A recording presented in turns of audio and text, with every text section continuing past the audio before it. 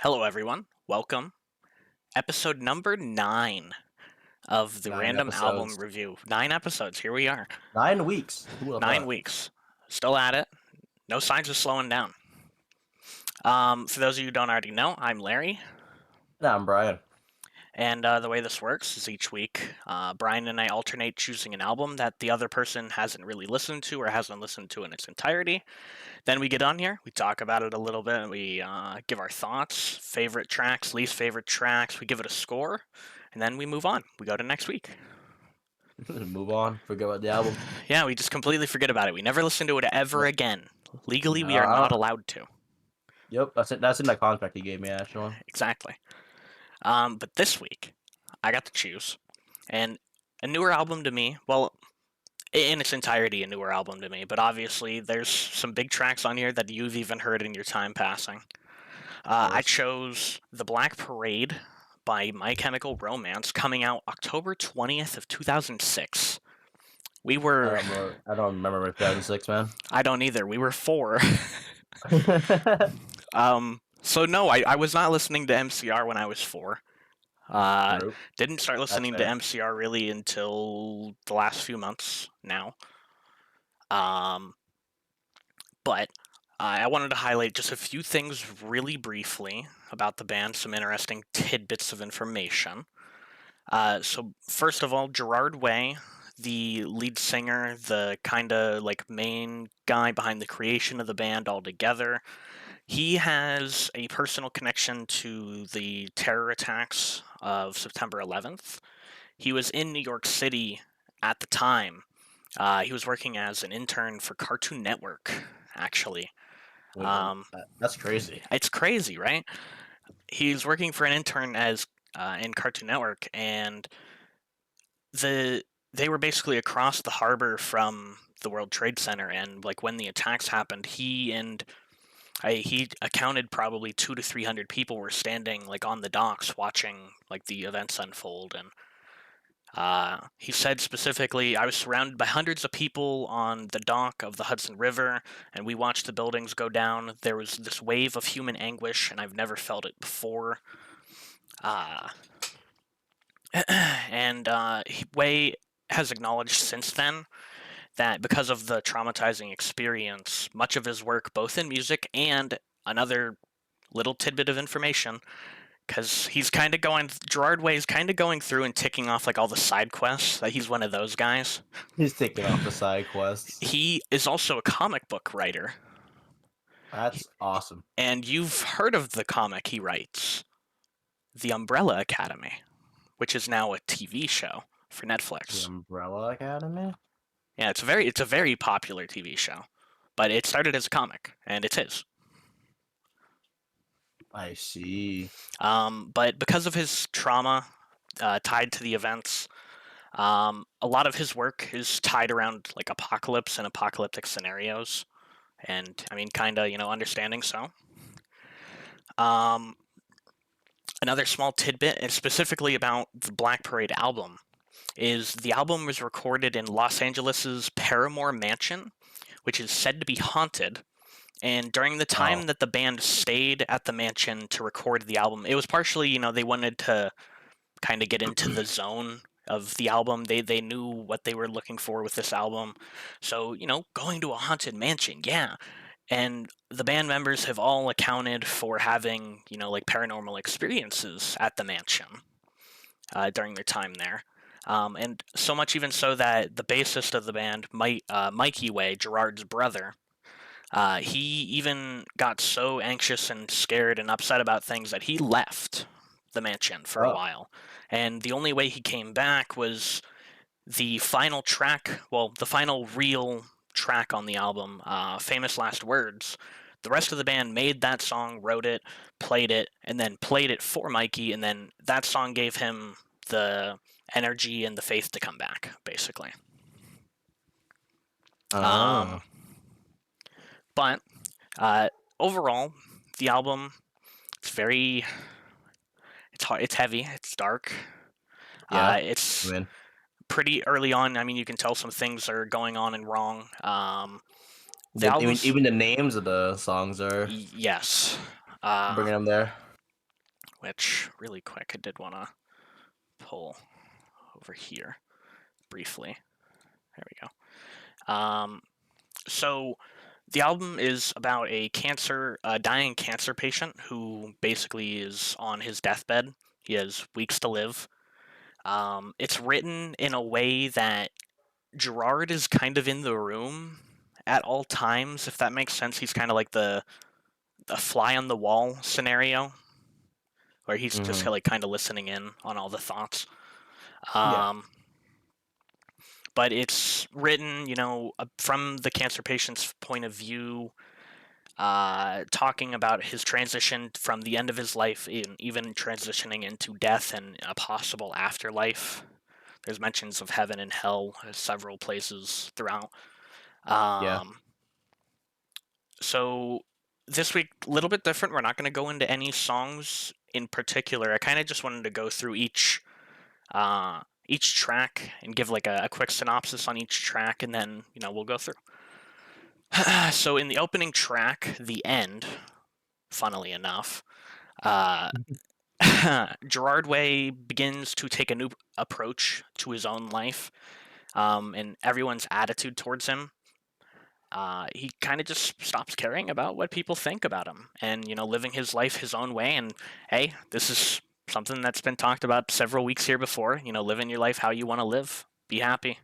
Live your life to your own terms. Yeah. Um, yeah, the second track on the Black Parade, Dead, one of my personal favorites. Gerard Way takes on the role of Mother War. That's a recurring character in the MCR universe and a lot on this album, especially. He also takes on the role of the patient and the doctor, and it kind of sets up the rest of the album, to be the journey through the patient's final 2 weeks of battling cancer.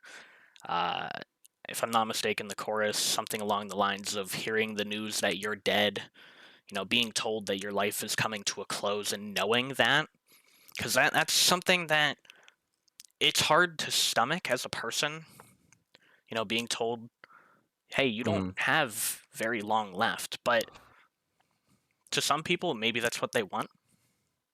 Maybe they want to know when, and you can live the rest of your life how you want to live it, because it's coming to an end. Mm-hmm. Yeah. Um, It's a lot of movies and shows about stuff like that. yeah. So then the third track on the album, This Is How I Disappear, another personal favorite. Uh, the whole idea of this one is strange. It's basically the patient and a former lover, like having a conversation between the two of them, and the Mm-hmm. patient is scared that he's going to be forgotten when he's gone. Like he doesn't have anything that was like stand out or anything in notoriety in his life. Mm-hmm. And he's scared of that, and he wants this former lover, to be able to carry on his life, his memory, his legacy, stuff of that nature. And this Mm-hmm. one is actually inspired by real life seances that Harry Houdini's wife held when he passed away, because she wanted to attempt to make contact, through death to Harry. Um, Very strange. Like again, just one of those things that until you like look into it, you'd never know just listening to the album. But Oh there yeah. is an actual connection there, and it's kind of strange, but fair enough. Um, so then we have The Sharpest Lives. It touches on living recklessly, not minding consequence in life. The title it's kind of a play on words. The sharpest lives, knives, lives. You kind of see where they're Yeah. going with that. See that, hear that. Living a sharp life is, said to be living an extreme life. And it's, kind of what's going on throughout the song there. Living life just however you got to live it, because what matters anymore. Mm-hmm. Um, so then we have Welcome to the Black Parade. I mean, one of the w- Icon, yeah, very one of iconic very song. iconic. You hear the opening piano notes, and you just immediately know what it is. And if you haven't before, Brian, after this episode, you're gonna have to look up like a live performance of Welcome to the Black Parade. It's fantastic. Hearing like the crowd hears the notes and they lose it. They know. Um, Gerard Way said in an interview that he uses this song as the way of like this is kind of like the final appearance. Like he specifically says, I'd like to think that when you die, death comes for you however you want to see it. And I feel that it's your strongest memory either from childhood or adulthood, like looking back on something really fond. But then death comes back to that image. So in this case, the Mhm. patient recalls memories of his father taking him to see a marching band when he was younger, talking to him about it, kind of, empowering him with that. And then the patient now is seeing the Black Parade coming for him. And, well, Mhm. the Black Parade obviously is death in this Good old case. play on words. Yeah, exactly. It's perfect. It's great. Um, then we have I Don't Love You, which That's rude. is I'm sorry, Brian. I'm sorry. Can't believe this. It's I'm over. Podcast is over. I'm leaving. it's no. I Don't Love You. Absolutely gut wrenching, heart wrenching ballad. Yeah. And coming from the ending of Welcome to the Black Parade, that is relatively quickly. It's a very stark change of pace. Um, but this is a very literal attempt to capturing like what heartbreak is and what it feels like. And in this case, we're following the patient looking back on an old relationship, um, and either thinking about, just the relationship as a whole, or maybe in this case, thinking about it at the time and not wanting to be in that relationship. And it could be also tied to maybe them looking at the relationship of their life and wanting to let go because, again, they are already dying. Hmm. Then we have House of Wolves, and again, another quick change of pace coming from I Don't Love You, the ballad. Very Hmm. fast paced, very fiery.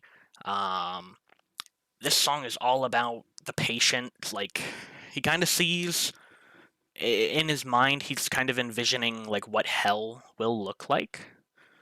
Um, and he's like he's reflecting on his life. He probably sees himself potentially going to hell in this case, and he's imagining what that experience is going to be like.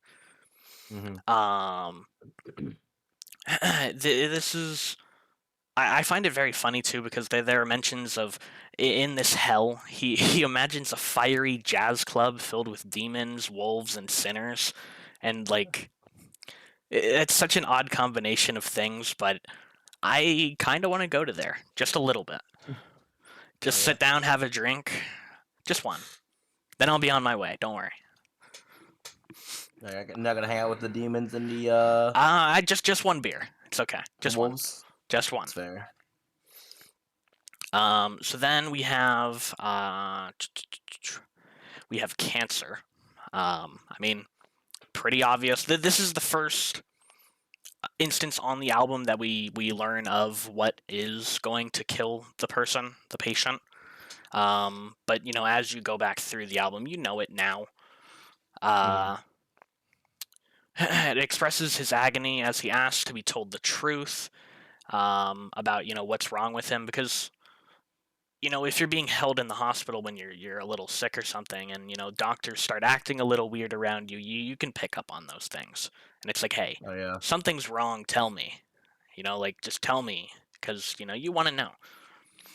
um Gerard Way even said in an interview at one point that obviously the song is literally about cancer as it is, but it's also a metaphor for other things, other things that would be considered a cancer in your life potentially.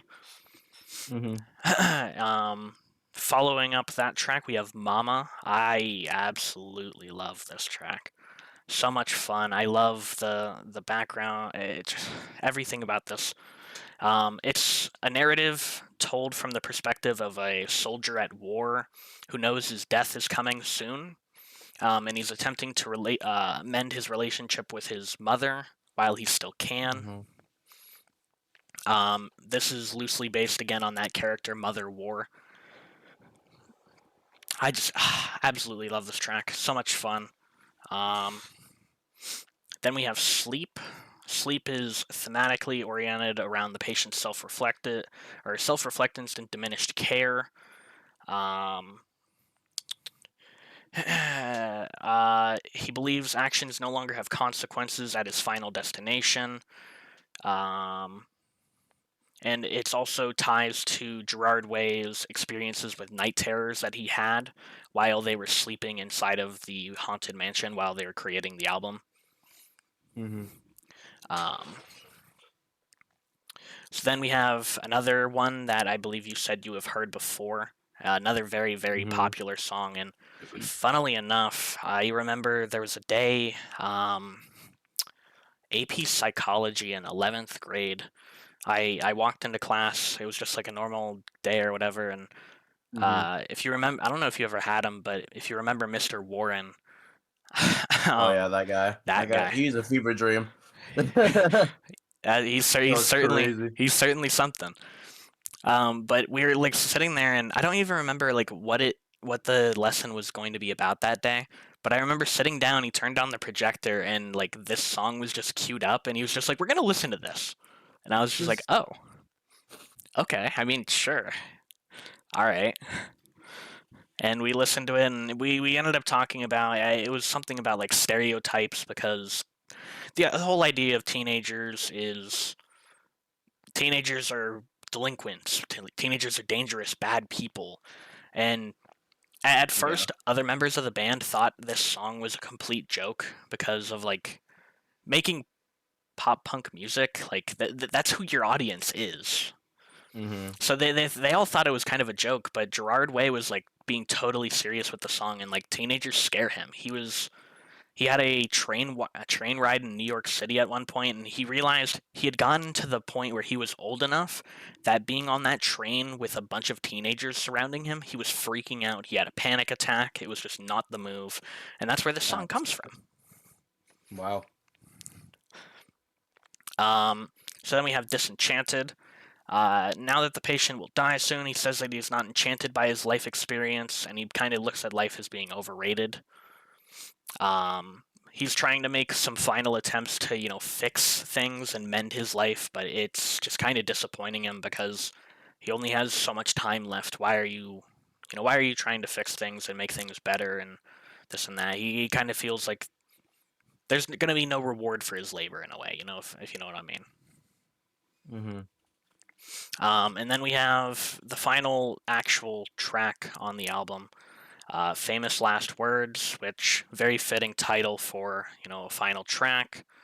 Um, it kind of lets the listener decide whether or not the patient actually dies in the end.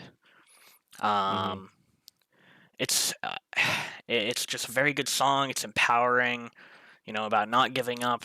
Um, and like I said before, the song was written um, by Gerard for his brother Mikey, who left the mansion during the recording of the album because of the effects of the mansion, and eventually he agreed to come back and record the rest of the album with the band. And well, we have the album. It's in a lot of ways it's a masterpiece. It's very over the top. It's very over dramatic. It's very theatrical.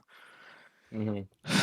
So now that we've gone through all the tracks, I did want to just ask really quick, what overall, like, how are you feeling about the album? I mean, it's a good. I can understand why everyone really likes MCR. Um, Obviously, they have some good songs. Every song has a meaning. Obviously, overall. I know we've talked about this before, and you've even said it yourself. There's just something about because you can throw a bunch of songs together and make an album, and it can be a great album. But there's something about an album that can tell a story front to back, and Like Oh in a yeah, way, it's kind of like reading a short book, but you're listening to it. audiobook Exactly. with instruments, Instruments and sounds and instruments and audio sounds. stimulation. um. So, Brian, any standout tracks? Any favorite tracks on the album? Well, um, I'll get called basic, but There's nothing. I really do like. Oh, go on. Sorry. No, no, no. There's nothing wrong with being basic. Go ahead. Favorite songs. I mean, I really like Teenagers. I really liked Welcome to the Black Parade. I also like The End. It was a pretty good song in my opinion. I liked The it. end is good. It's good. I will say one of my favorite parts about the end is the end of the end because it feeds perfectly, like seamlessly transitions into Dead, and Mm-hmm. here we are. My favorite tracks. Dead is number one. Absolutely love that track. That song fills me with so much feeling and emotion. Mm-hmm. Um, Famous Last Words, the final track on the album, absolutely great, absolutely fantastic. Mama, I love that track as well. It's so much fun. It's so all over the place. And then another like kind of a personal favorite, but kind of sliding out to like an honorable mention spot is "This Is How I Disappear" because that's kind of a Mm-hmm. personal phobia of mine. I've always been scared of like if I die tomorrow, are people gonna remember me? Am I notable enough? That's that's fair. It's a very Um, real fear. I I, just fear death. I would straight up. that's there's I just don't want nothing to die. there's nothing wrong with that. Like the idea of life slipping away is terrifying. Terrifying.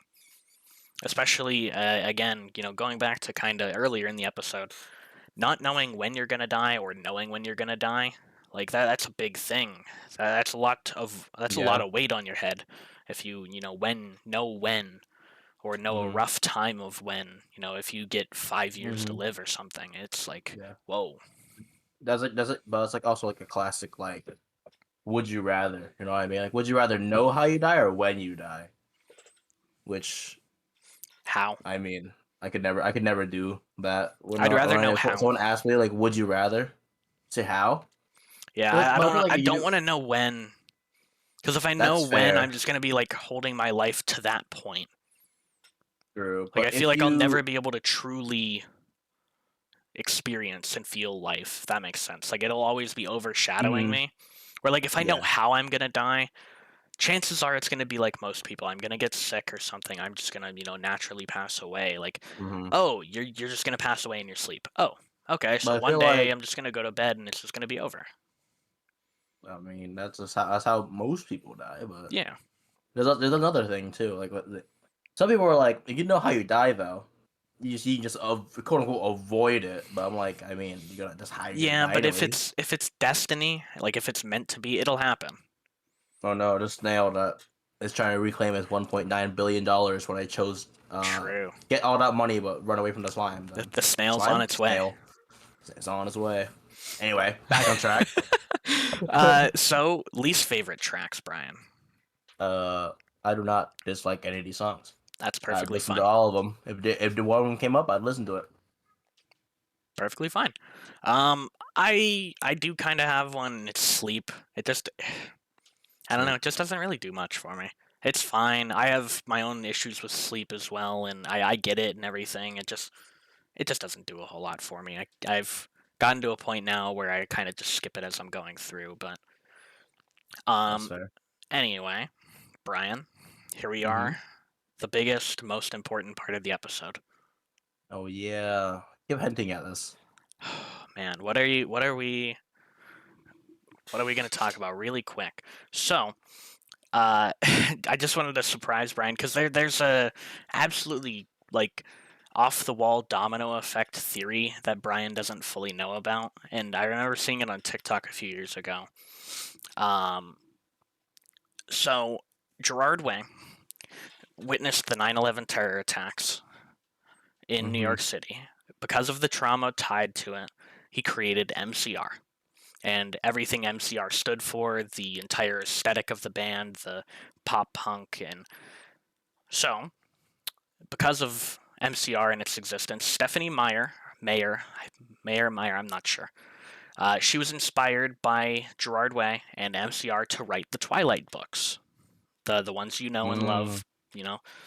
Um, classic. and she created, the really dark, gloomy Seattle North Pacific Northwest vibe because of MCR.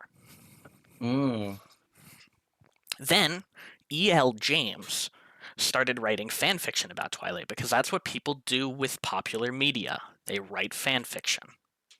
yeah, that's the casual. Yeah. So then E.L. James then went on to, inspired by his own fan fiction about Twilight, E.L. James then went on to write the 50 Shades of Grey novel. So, in theory, In in theory. theory, Gerard Way witnessing the 9/11 attacks in person is the reason why we have 50 Shades of Grey. In theory. That is absurd. It's just like, I remember, like, it It has went to have from been 2 years ago now that I've seen that on TikTok, and it blew my mind.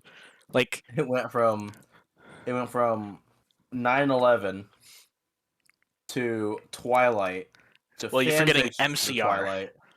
Oh, right. 9/11, MCR, 9/11, Twilight. MCR, Twilight fan fictions, 50 Shades of Grey. Exactly. What's The after that? What's the next domino effect? I don't know if I want to know. I don't know if there is one. I don't know if there ever will be one, but it's just like it's not like fully confirmed by any means, but like It's just I, funny I'm to gonna think believe about. it. I'm gonna believe it all the way to the end. I'm gonna believe it. I don't care. It's funny. It's funny to think about until the first part isn't funny. Oh, of Everything course, else of is funny course, though.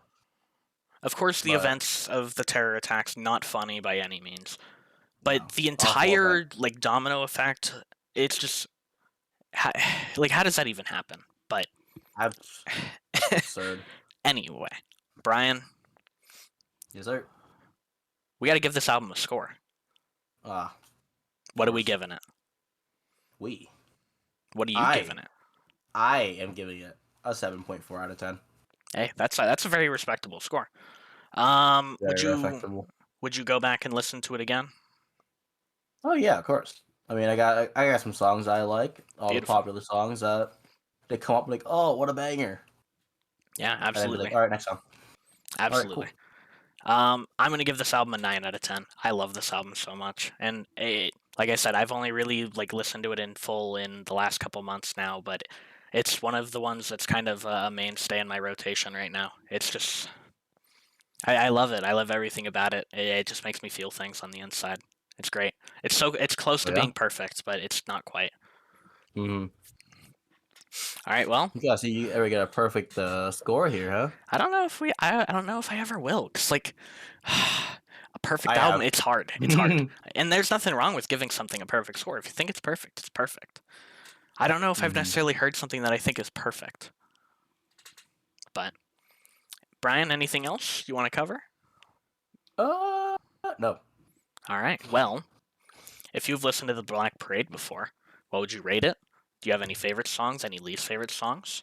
I'd recommend giving it a try. Brian recommends giving it a try. You should give it a try. Think about it. I do. You'll enjoy it potentially.